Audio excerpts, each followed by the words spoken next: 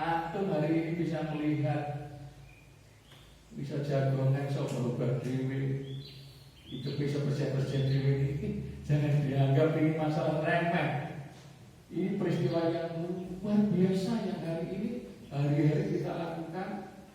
Karena sudah saking biasanya dan secara rutinitas kita lakukan, akhirnya menjadi sesuatu yang tidak luar biasa. Masalahnya kan begini, padahal itu sesuatu yang luar biasa. Sesuatu yang luar biasa. Ya. Kamu berjalan sampai ke kaki ini, jangan menjadi sesuatu yang remeh. Sampai kemudian matahari terbit dari ufuk timur itu, kemudian tenggelam di ufuk barat sana. Itu jangan dengan sesuatu yang lain, itu adalah peristiwa dahsyat, peristiwa besar. Jadi baik di lepasi pikiran kamu agar kamu tidak meremehkan sebuah peristiwa. Ya, jangan meremehkan sebuah peristiwa. Ini adalah peristiwa yang luar biasa. Ketika jembatan ini kamu lalui tiap hari, jembatan jalan sampai turun ini, kamu pasti tidak ingat bahwa ini sesuatu yang penting. Jembatan. Baru ketika nanti jembatan itu ambrol, tidak bisa digunakan, kamu baru muncul bahwa betapa pentingnya sebuah jembatan. Akhirnya kamu akan mengatakan bahwa jembatannya adalah sesuatu yang penting. Sama saja hidup ini. Saya pernah cerita tentang seorang raja yang kaya raya itu yang kemudian sakit tidak bisa kencing. Masih ingat ya ceritanya? Itu. Sungguh setengah mati sembarang duwe, bareng loro rasa nguyuh. Tambah di dua persen dua orang iso kabeh, tambah di kabeh. Dan tambah di kabeh, raja tadi diberitahu oleh orang, raja ini ada tabib yang hebat yang bisa insya Allah bisa menyembuhkan penyakitnya sang raja. Tenang dengan tabib, tabib sang raja. Saya bisa menyembuhkan penyakit sang raja, tapi syaratnya berat. Apa? Separuh dari harta sang raja harus diserahkan kepada saya. Separuh dari bodoh dunia itu diserahkan kepada aku. Tapi kamu menjamin sembuh ya, insya Allah sembuh. Tenang, harus tambahnya mari tenang, maka separuh dari harta sang raja tadi diserahkan kepada sang tabib. Mari akhirnya sembuh. Kabar sembuh, uang yang seneng itu mana? Kali nguyuh mana? Mampet-mampet, nguyuh. Jadi kerannya itu tidak bisa ditutup. Jadi ngewe saya. Akhirnya yang didikut nguyuh kan gitu. Selawanya terus ngapet, ya ngompol terus kan. Kayak pempes tapi ngompol lagi, sedih kan raja. Iya itu menambah itu orang yang biasa kayak otomatis jalan lagi. Gampang raja itu. Raja bingung lah. Akhirnya rundingan dari keluarganya gimana ini? Bawa saja ke tabib lagi. Bawa ke tabib. Tabib mengatakan saya bisa menyembuhkan sesuai dengan yang dulu, otomatisnya bisa jalan lagi. Tetapi sang raja berat syaratnya. Apa? Semua harta kekayaan sang raja harus diserahkan kepada saya. Ini masih sabar dan berlari ya, tidak apa-apa ya, penting sekali. Nah setelah itu semua harta kerajaan tadi diserahkan kepada sang tabib. Kemudian sang tabib mengobati sang raja tadi dan akhirnya sembuh kembali dan normal kembali. Neng sang raja yang jatuh miskin tidak punya apa-apa. Jadi wong larat rusak negara kerajaan itu. Dia menyatakan bahwa menjadi orang termiskin yang ingin menjadi orang terkaya di negeri itu, hari berikutnya menjadi orang termiskin di negeri itu karena seluruh harta bendanya diserahkan kepada sang tabib. Akhirnya sang tabib dipanggil ke kerajaan dan minta untuk sang raja mengumpulkan semua rakyatnya. Rakyat di kerajaan itu dikumpulkan semua. Lantas sang raja meminta kepada rakyatnya atau memberitahu kepada rakyatnya bahwa hartaku telah habis. Akhirnya sang tabib minta waktu untuk berpidato. Sang raja hormati dan rakyat di negeri ini yang saya cintai, sekarang aku menjadi orang yang sangat kaya raya sekali. Sang tabib berkata, tetapi kekayaan saya yang saya dapat dari sang raja ini, saya hibahkan kembali kepada kerajaan ini. Wakai sang raja punya hartanya sang raja dan kembali lagi. Tetapi saya pesan bahwa kencingnya sang raja tadi lebih berharga daripada harta seluruh kerajaan. Hanya soal kencing. Baru mengatakan bahwa lek awak iso kencing segala macam kan hal yang biasa. Iya benar? Iya kan?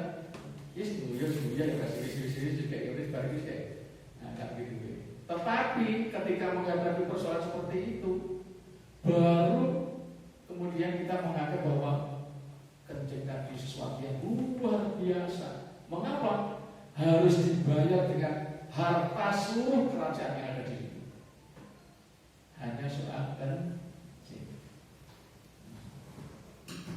Belum mata kita, belum nafas kita, ya kan, belum telinga kita dan seterusnya. Berarti sesungguhnya kita ini termasuk orang yang sangat kaya raya. Kamu juga orang yang sangat kaya raya. Kamu juga sangat kaya raya. Ini adalah para orang yang kaya raya semua. Kalau kita boleh mau berpikir bagaimana Allah untuk mengenalkan hamba-hambanya bahwa yang saya berikan padamu adalah sesuatu yang luar biasa. Maka jawabnya apa? Bersyukur. Ya. Hari ini kamu sudah menjadi orang triliuner, orang miliarder, jadi orang yang luar biasa hebat. Masalahnya mengapa kita menganggap bahwa kadang-kadang kita menjadi orang miskin? Karena ada persoalannya. Hari ini telah menjadi pikiran kita. Kita menggunakan barometer orang lain. Karena kita terjebak oleh pikiran-pikiran menggunakan barometer orang lain.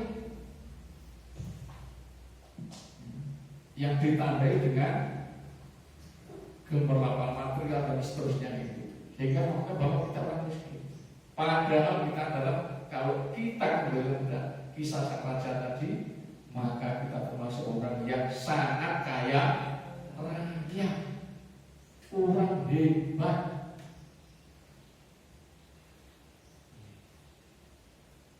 Coba kalau kita sakit, satu oksigen itu harganya sekitar 400.000 untuk bernapas 1 hari 1 malam. Hari ini kita bernafas dengan oksigen Tuhan yang kali ini dianugerahkan kepada kita semua gratis. Seandainya kita itu bernafas harus bayar, kita sudah tidak sampai di sini. Kita wis kukur kali murid wajib. Seandainya kemudian kita ini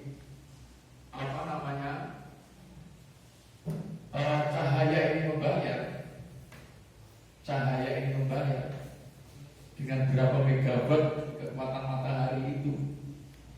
Kalau kita hitung dengan hitungan tangan manusia yang bisa membuat listrik, maka kita akan menjadi orang yang tidak mampu untuk membayar itu semua. Karenanya hari ini kita masih digratiskan untuk segala-galanya. Air gratis, udara gratis, ya, cahaya matahari gratis,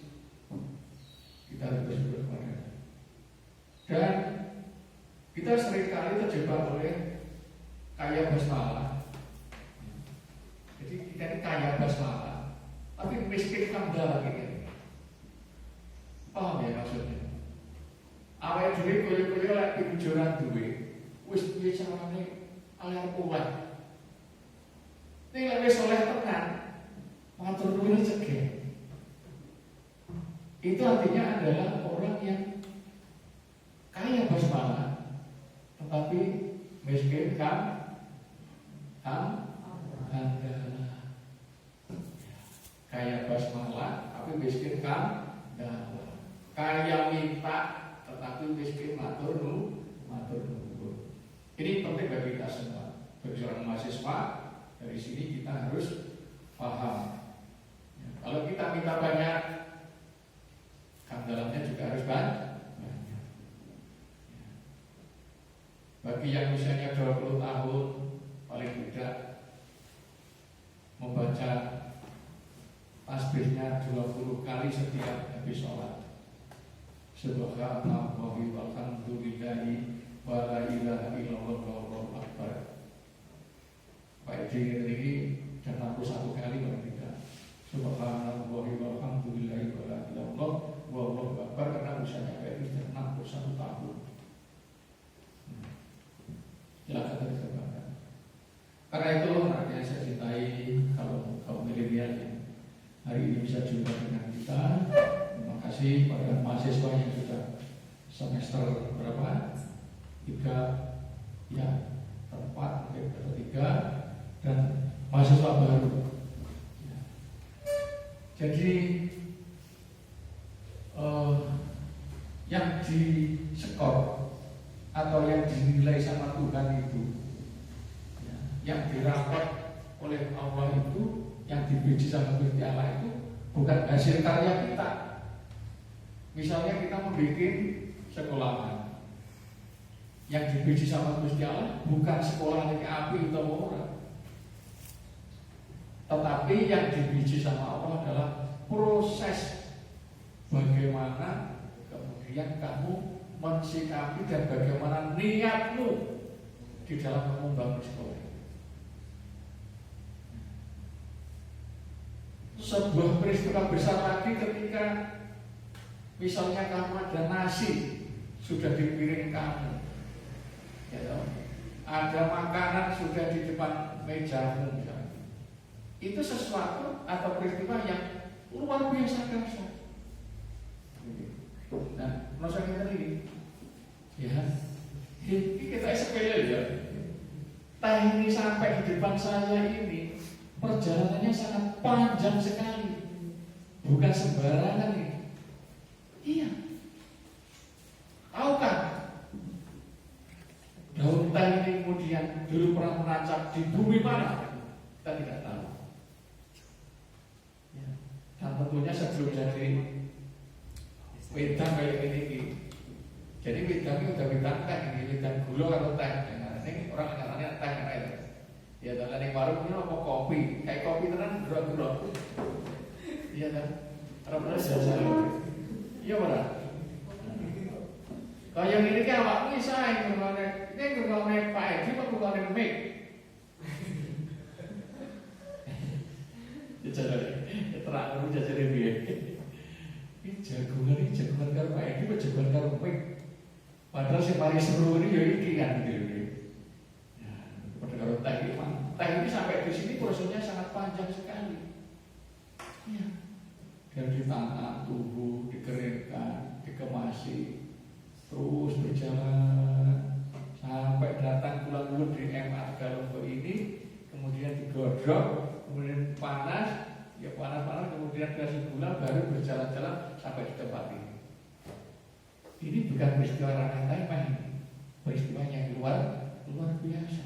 Kalau kamu dari semua peristiwa ini, kita masuk ini kan termasuk ayat kauniyah yang baik disampaikan itu di dalam para ulama-ulama besar, ulama kos itu mengatakan bahwa ini adalah kitab basah. Apa? Kitab basah. Ada kitab basah, ada kitab kering. Ada kitab, ada ayat kauniyah dan ada kitab yang literer. Kitab bahasa itu adalah peristiwa alam semesta raya yang disebut dengan kitab bahasa. Saya ceritakan tadi dari awal itu adalah tentang kitab bahasa. Kita terketik ini ilmunya ini. Kitab bahasa dan kitab kering ini. Ya. Kalau Pak Edi membaca ayat tadi adalah kitab kering. Kalau saya bicara tentang anatomi tubuh, bicara tentang alam semesta raya, bicara tentang segala sesuatu karya-karya Allah yang ada di sekitar kita ini namanya kitab bahasa. Atau disebut dengan ayat kauniyah. Agar kita mengenal dan kita berada di tempat ini. Adresnya dan alamatnya adalah kitab bahasa. Alam semesta raya adalah kitab bahasa. Mengapa kemudian ada kitab bahasa? Allah akan mengenalkan. Kalau kita akan mencari tentang zat Allah, orang kuat sampai diri itu duduk otak kita, bukan kita tidak mampu. Coro Pentium kita ini tidak mampu untuk menembus sampai dengan zat Allah. Kita hanya mampu sampai dengan ayat-ayat Allah. Kita hanya mampu sampai menembus pada karya-karya Tuhan. Kita menembus daripada apa yang menjadi ciptaan Tuhan itu. Hanya sampai dibatasi oleh Allah. Akal manusia dan pikiran manusia itu oleh Allah dibatasi, sehingga tidak bisa menembus sampai pada tingkat zat. Allah bentuk EPY, manggurine, dan seterusnya, kita oleh Allah dibatasi, tidak bisa menembus tembok itu. Karena kita terbatas, karena kita sangat kecil sekali. Walaupun ilmu Allah itu kalau kita bandingkan seperti paruh burung di tengah samudra, yang burung tadi barusan mengambil air samudra, air laut, ada sisa air yang ada di pucuk paruh burung tadi. Dibandingkan lautan yang luas tadi. Jadi ilmu Allah itu kalau dibandingkan dengan kita satu tetes air yang ada di paruh burung tadi, maka kita tidak ada apa-apanya, dibatasi oleh Allah. Kowe iki ya sak tetes itu kan. Ora sak lautan ini kemudian pilih pun tidak. Karena itu anak itu yang saya cintai bagi kaum akhwat tadi, maka mencari ilmu. Hari ini kalau kita tidak pandai-pandai mengembangkan akal pikiran kita untuk sinau, untuk mempelajari tentang ayat-ayat kauniyah tadi, peristiwa dari peristiwa, ya, dari kejadian ke kejadian tadi, itu akan menjadi satu konsumsi pikiran yang kemudian akan insya Allah akan menyelamatkan kita. Jadi kita hari ini tidak boleh terjebak oleh pikiran-pikiran yang hanya pikiran-pikiran jarak pendek, ya, dengan arus pendek atau suhu pendek yang kemudian kadang-kadang menjebak kita semua. Ya. Apalagi di tengah pandemi seperti ini, ya, kita harus waspada karena pandemi ini ada yang menggembalakan, ada singgung. Hati-hati, ya. Hati-hati. Jadi seperti orang menggembala kambing, seperti orang menggembala bebek, bisa menggembala tadi, cuma satu menggembala tadi tidak terlihat kulitmu, tapi sang menggembala tadi telah melanglang seantero dunia. Penggembalanya banyak. Karena itu kalau kamu di tempat-tempat umum, Bapak ini di tempat-tempat umum, mungkin di terminal, di pasar, semua benda yang berpotensi untuk disentuh oleh orang, hati-hati. Kamu sebaiknya untuk menyentuh dengan tangan kiri, karena tangan kiri itu potensi untuk maju ke mulut paling kecil dibanding tangan kanan. Tapi tangan kanan bernyekel itu nyekel ke panganan bila makan segala macam itu. Ya. Karena memang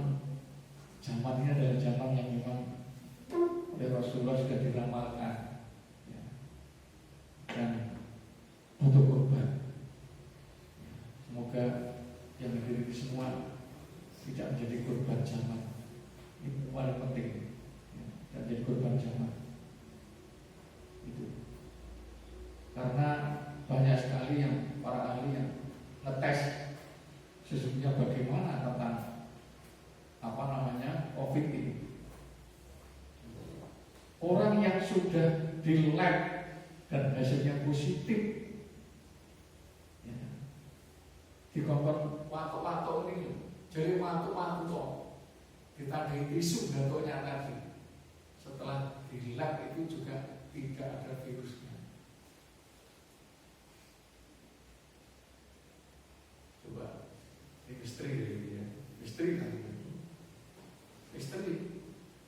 Jadi sesungguhnya apa yang kemudian membuat orang berduduk pada meninggal dengan cepat ini?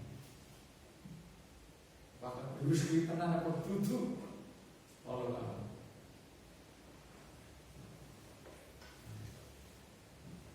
Seperti Pak Edi dengan WD yang dulu pernah masuk karantina itu, cara naluri bahwa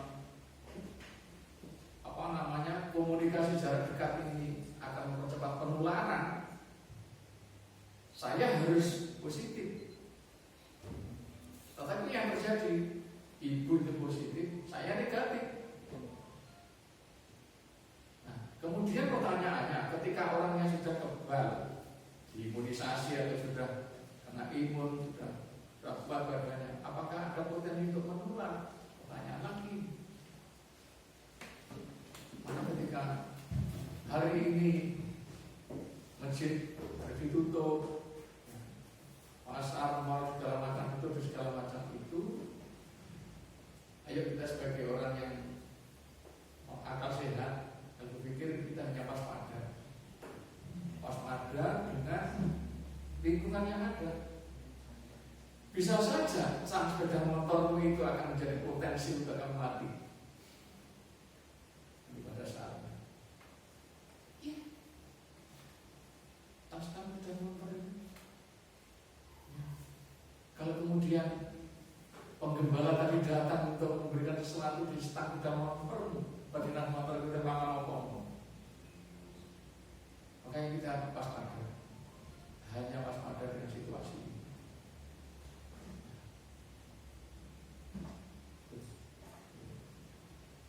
Kemudian seringkali Pak Edi sampaikan 7 kekuatan